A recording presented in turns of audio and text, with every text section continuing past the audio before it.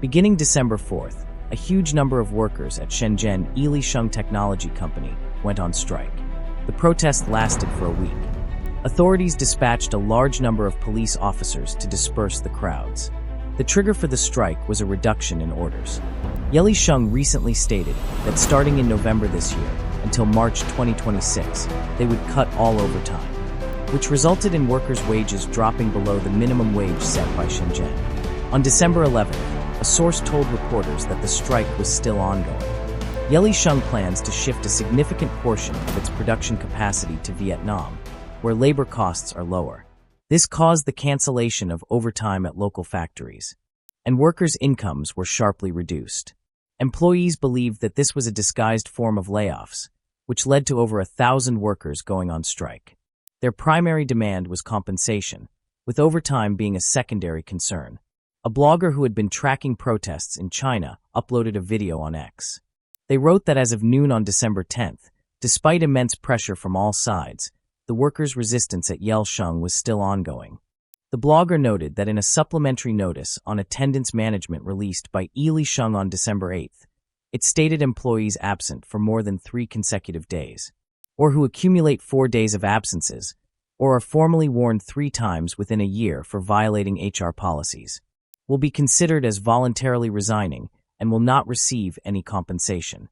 This was seen as an attempt to coerce workers into returning to work.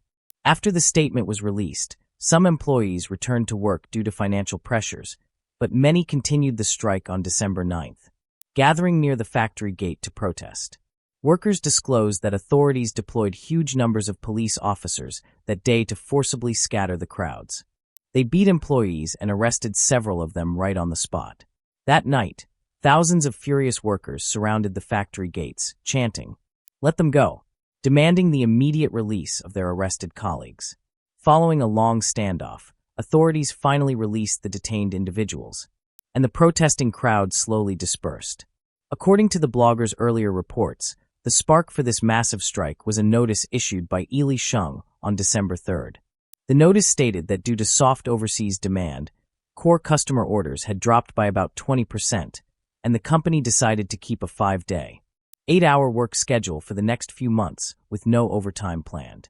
As compensation, the firm promised to issue a one-time living allowance of 200 to 300 yen for staff who worked no overtime in December. On December 4th, roughly 3,000 frontline workers launched a collective strike in protest. Several employees revealed that since Yili Shung canceled overtime in October 2025, their monthly pay after social insurance and housing funds was under 2,000 yen, falling even lower than Shenzhen's minimum wage standard. According to standards set by the Shenzhen municipal government, the minimum wage for full-time staff cannot be less than 2,520 yen per month. Yili Shung was once known as a massive factory in the area employing many female workers. With industrial transfers and the shrinking of the facility's scale, only about 3,000 employees remain. Many of the young female workers from back then are now middle-aged and carry heavy family responsibilities. It mainly engages in research, development, and manufacturing of broadcast television reception equipment and consumer electronics. An insider stated the workers' main goal is compensation for relocation. The demand for overtime is secondary because pay is too low. The reason they're still striking is the company won't budge. Their core demand is relocation compensation. This compensation is the workers' primary goal, with each individual expecting tens of thousands of yen. To dodge paying compensation, the firm scrapped overtime. This allows them to utilize a low-wage structure of 5 days a week, 8 hours a day, forcing some staff to quit while calculating compensation based on the past 12 months' average wage, lowering the payout basis. The insider added that after overtime was cut, workers' take-home earnings fell from over 4,000 yen to barely over 2,000 yen. Consequently, some laborers started to organize, particularly team leaders and foremen. These are veteran staff, and without relocation compensation, their losses would be massive. Encouraged by proactive colleagues, more of them realized a strike was essential. Some internet users noted that China lacks independent labor unions. Unions in China are merely party organizations, and their function is actually the reverse of what you see in normal countries. They are utilized to surveil workers.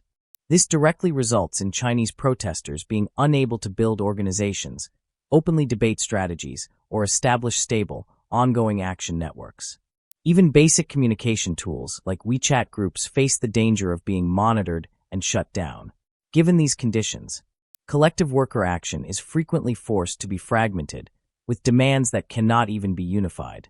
Many strikes rely solely on temporary gatherings, word of mouth, or offline personal contact. Once organizers are detained, these movements rapidly fall apart. Thus, under the double suppression of the Chinese Communist Party and employers, successful labor movement examples in China are scarce, which is essentially the root reason why Chinese laborers have been forced to accept meager wages and extended hours. In this reality, Yili Shung workers not only struck for days, but also quickly applied pressure via collective action after key members were arrested. They successfully compelled authorities to release the detained workers right there. This scenario has been extremely rare in recent years. Therefore, whether this strike at Yelshang ultimately succeeds or not, their persistence is a breakthrough in itself. Analysts suggest the legal representative for Yelshang is from Hong Kong, but the firm is essentially controlled by domestic capital under the Chinese Communist Party. Currently, foreign capital is fleeing China, and factories like Shang, which still retain overseas business, are relocating to dodge tariffs. Yet, when it comes to employee compensation, the gap between Chinese companies and foreign firms is stark. Yell isn't closing, just shifting production capacity, indicating the company isn't facing severe financial trouble. As a formerly large enterprise with thousands of staff, paying this type of compensation isn't a hard task and is actually standard. Now, Yili Shung's approach not only sparks anger, but also underscores the contrast between how foreign firms and Chinese companies treat their staff. This difference is truly heartbreaking. Domestic firms will likely move production overseas increasingly, and more cases like Yilish will follow, worsening social unrest in China.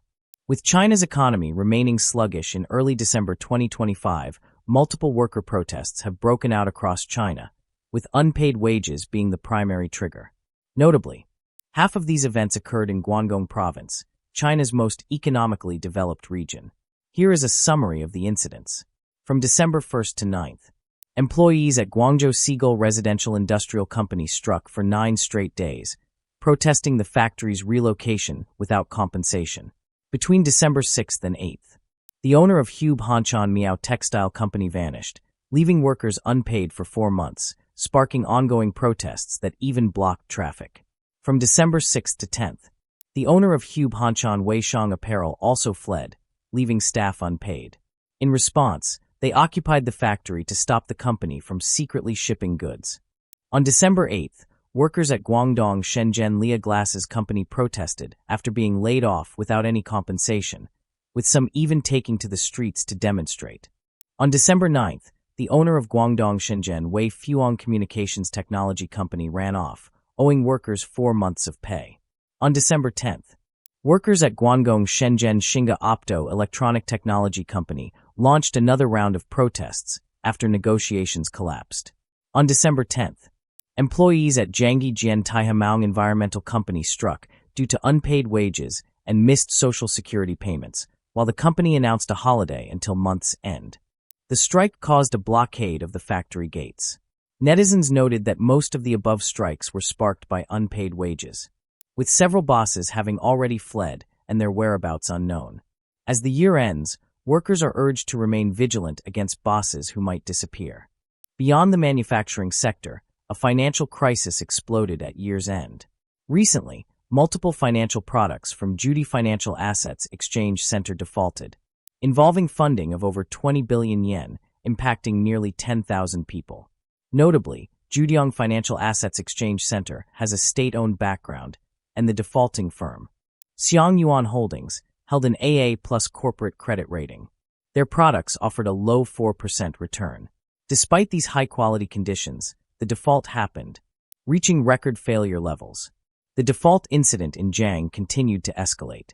On that day, a large group of investors gathered at the Hangzhou office, hoping for a clear solution from the government. However, they faced many police officers, and a conflict broke out. According to investors, several were beaten during the clash, and many were taken away by police. Their current location is unknown.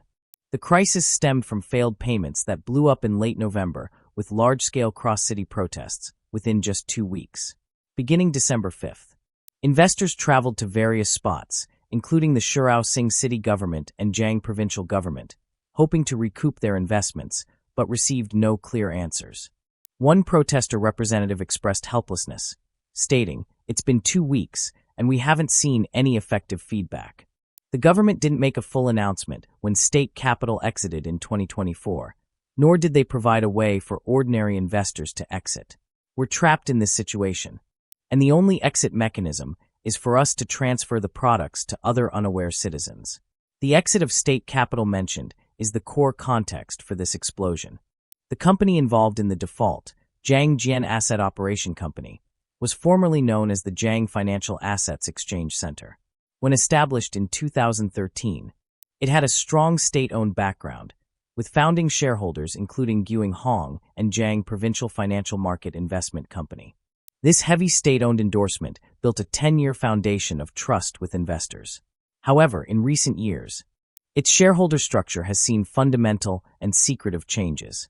Public records show original state-owned shareholders gradually exited, and Judy Center became increasingly controlled by private capital, especially financing channels from the Shangyiwang Group. The key turning point happened in October 2024 when the Zhejiang Local Financial Supervision Bureau issued a notice clearly stating that the financial asset trading business qualification for Jing Center would no longer be retained, signaling a significant risk. In January 2025, the company quietly renamed itself and was taken over by Hangzhou Mju Investment Management Company, now holding a 58.6% stake. Most ordinary investors were unaware of these critical shifts, still mistakenly believing they were buying stable products from a state-owned platform. The direct trigger for this default was the complete breakdown of the financing chain of Zhangguan Holdings, the core financing entity. Reports show a large number of stable financial products issued by Judy Center with annual returns of 4 to 5%.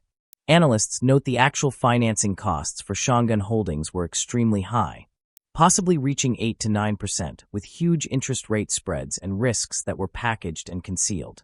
As the real estate market crashed, sales in Shenzhen's property sector stalled. Payments dropped sharply, and overdue commercial bills piled up, leading to a debt crisis that collapsed the financing chain. The crisis exploded in late November 2024. Hundreds of products linked to the Xiangyang Group on the Jiang Center app defaulted en masse. Worse, the app shut down withdrawals, and some investors reported receiving false notifications claiming money had been credited. Consequently, 3 listed companies under the Shang Group quickly issued statements to disassociate themselves, but the market didn't buy it, and their stock prices collectively plunged on December 12th. As of now, the government has provided no substantial repayment plan, and the investors' fight for rights continues. Analysts point out a misunderstanding among investors who believe the explosion occurred only after Hosang Center became privatized. In fact, the entire series of operations was fundamentally the act of a state-owned platform. From the very start, it was a state-led plan and arrangement. It was only before the crash that they used a private shell to hide the state-owned capital's failure. Actually, not just private firms, but many state-owned enterprises and institutions are now trapped in debt crises. It's increasingly hard for migrant workers to claim their wages. On December 10th, a video filmed by Chinese netizens showed security guards standing in a long line at the gate of a building with the sign Guangshi Daily Media. They blocked migrant workers from entering. Outside, dozens of workers stood demanding unpaid wages. The person filming accused Guangshi Daily of owing money, but refusing to pay while sending guards to block the path. Netizens mocked, "This is a bit funny now. Even the party media is defaulting on payments." Another user commented, "Today it's unpaid wages for construction workers. Tomorrow it'll be unpaid wages for security guards. It's all the same. Karma will come around. The heavens won't spare anyone." On December 11th, workers from China Railway 6th Group went unpaid for the Beijing Subcenter and Dong Union Road Project No. 1 construction section. Workers were seen sitting in a conference room demanding their pay. Several workers, sitting silently, made no attempts to communicate with those around them. A netizen noted, "As the economy worsens, In 10 years, we'll realize 2025 was the best year of the last decade. Some users revealed that the way migrant workers demand wages in China has quietly shifted from collective kneeling to more extreme methods. Some workers now resort to threats. Some renovation workers, unable to get paid, have destroyed the renovations they completed. Others have used excavators to flip vehicles on construction sites or smash the boss's cars. In another clip, a mine owner was seen arguing with an excavator driver who hadn't been paid for 6 months. Unable to get paid, the driver flipped all the dump trucks on the site and decided not to ask for his wages anymore. Netizens noted that while withholding wages is wrong, the driver's act was extreme. Yet, some sympathized, noting that missing wages for half a year is unimaginable. The driver might be the sole breadwinner, and such conditions could easily drive anyone to desperation. Now, he surely won't get paid, and it's uncertain if the withheld wages cover the damage. In the next scene, an excavator driver was seen smashing the boss's car. In China, end-of-year collective wage protests are common nationwide, but this year has seen even more frequent incidents. According to Freedom House data, protests in China increased by 45% in the third quarter versus last year, reaching nearly 14,000 incidents with a sharp spike in extreme cases. A netizen commented on X, "The economy will only worsen as countries and companies exit China. Even state-owned firms are defaulting on pay. It's going to get worse. For those daring to resist, use your smarts. For those who can't resist, lie flat and wait it out. It is the only way to survive under the CCP."